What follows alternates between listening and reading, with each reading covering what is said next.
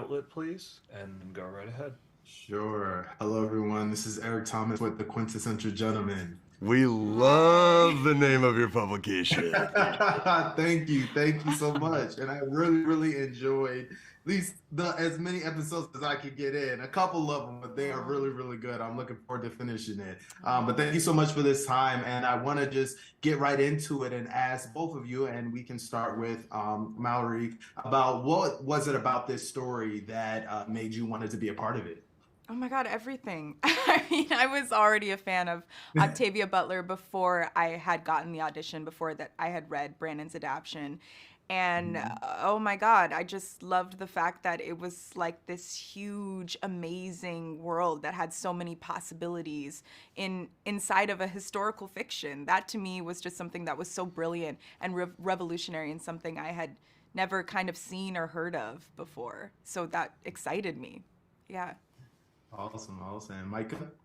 Yeah, I mean, there was an avalanche of reasons. For me, everything always starts with the script and then the people. And all of those things just kept growing, from Brandon, and then becoming familiar with Octavia's novel, and then meeting Mallory and the rest of the cast. Everything kept growing. And yeah, there was no way to turn back. Sure, sure. Mallory, was there any part of Dana that she took home with you? And I know it was a lot, but I want to know if there was anything specifically that you took back home with you. Oh my God, yeah. Well, I could only hope that I have taken home a quarter of the amount of strength that Dana possesses. Her as a character, it was like such a blessing to have played her at the time that I did, because on set I was really feeling like insecure. I was in my head a lot. It was my first time ever being on a set with all of these beautiful, experienced actors. I was really intimidated, and there were a lot of days where I just had to draw from her determination, her pillar of strength, her wittiness, her resourcefulness. I really wish I was like that in my life. And, I aspire to be like that in my life. So, yeah, I hope that I've taken that home from her.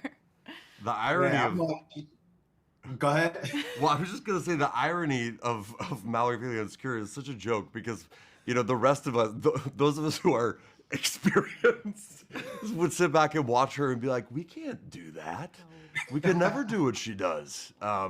So whatever insecurity you were feeling was faulty. Oh, thanks, Mike.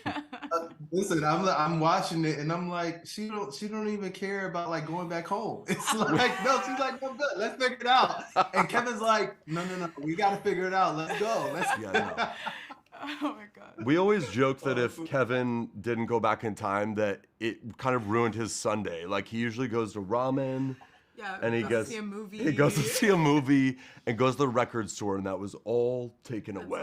That's all Kevin wanted. And obviously, that's the worst part All of it. down the hill. Awesome.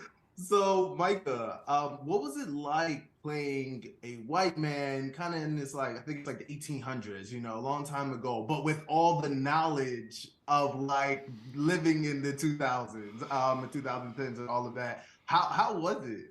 Yeah, I mean, it was wild. I mean, I think, as like the broader sort of like white population is becoming hip to the fact that these systems of oppression still very much exist in our world, just in more, I hesitate to use the word clever, diabolical ways.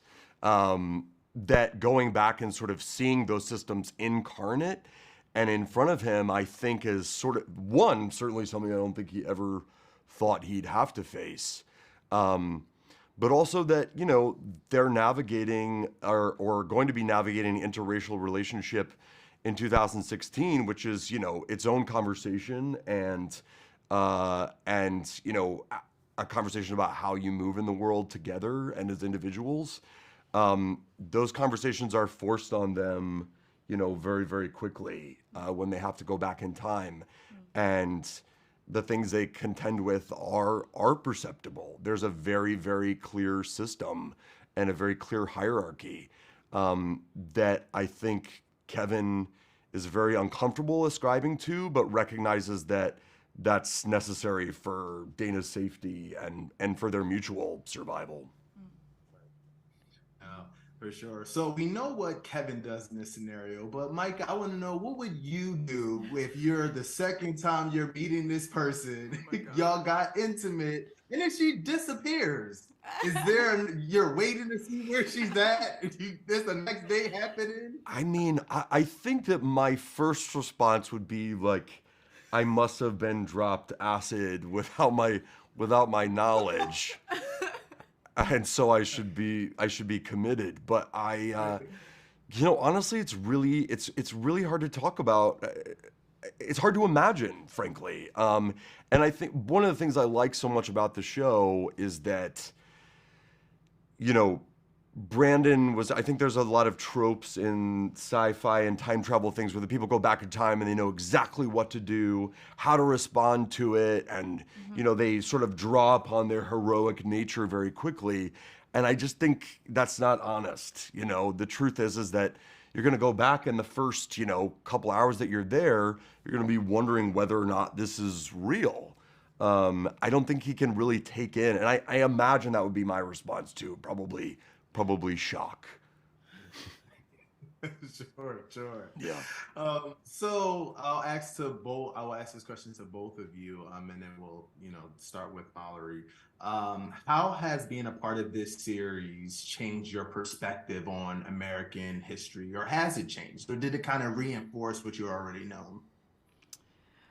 Well, yeah, I think, God, this story has really succeeded in doing what I think Octavia Butler set out to do, which was show the truth of what our people experienced in that time and not to forget it. And yeah, I mean, that has definitely impacted the way that I've thought about my history, the brutality, to reflect on just the fact that these people who looked like you were treated in such a horrific and disgusting manner is actually, it's something that we know, and it's something that I know intellectually, but then when you recreate it, it's horrifying, it's disgusting, it's unfathomable actually, and it makes you really reflect on the dynamic between, oh my God, my relationship to this land and being in this country and how I'm in this country and the way that I exist, particularly as a Black woman in this country. Yeah, it's made me reflect on a lot. Understood. And Micah? Yeah, I mean, I think that, certainly I was aware of the brutality. I think what was highlighted for me in our process was, obviously the most obvious, evil in the subjugation of Black people during this time is, the physical scarring, the taxation on the body, and the physical abuse that it was inflicted upon the enslaved. But beyond that, I think the show really highlighted the fact that that wasn't the only form of abuse going on. That even if there was an enslaved person who somehow escaped, physical danger and physical punishment, that the emotional and psychological abuse and subjugation was just as awful and unfortunately just as rich. No, for sure. And this will be my last question for you both.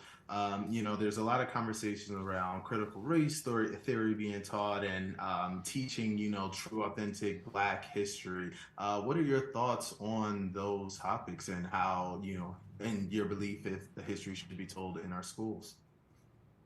Sorry, I'll start with Micah, and then we'll finish up with Mallori. Yeah, I mean, teach the truth. I mean,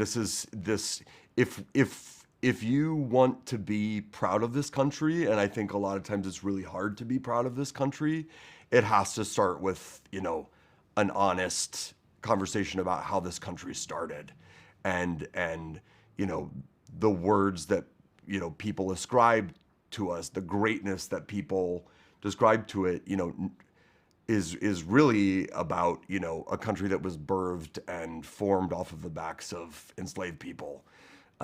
So yeah, you have to tell the truth. I mean, I grew up in a pretty well-educated town, and we weren't taught 3/4 of the history that I've learned since. So yeah, teach it.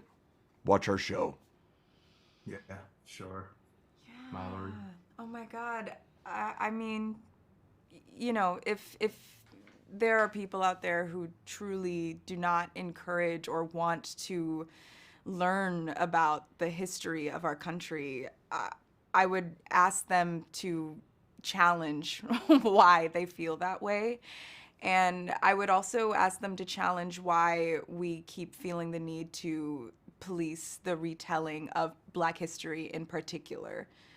That's just something that I have never quite understood. And, you know, I hope that other people will feel the same way as I do eventually. Yeah. Well, thank you both. Did an amazing job. I'm looking forward to finishing the series and hearing more about what is to come. Thank you Thank you. both. Thank you so much. Thank you. Appreciate Appreciate it. you. And cut.